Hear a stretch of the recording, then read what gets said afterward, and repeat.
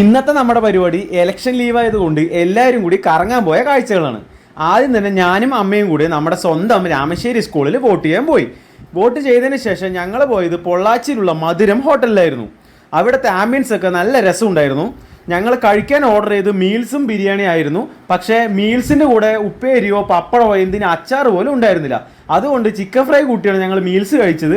Food അത്യാവശ്യം കൊള്ളായിരുന്നു, പക്ഷേ അവിടുത്തെ സെർവിങ് ഒക്കെ വളരെ മോശമായിരുന്നു. എന്തിനും ഒരു എക്സ്ട്രാ പ്ലേറ്റ് പോലും ചോദിച്ചിട്ട് തന്നില്ല.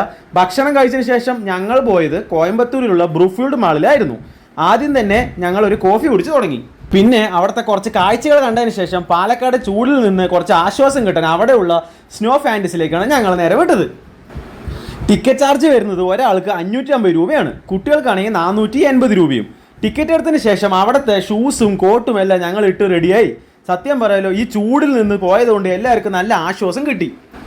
-10 ഡിഗ്രി ആയിരുന്നു അവിടുത്തെ കാലാവസ്ഥ. ഏകദേശം 2.5 മണിക്കൂർ ഞങ്ങൾ അവിടെ തന്നെ കളിച്ചു.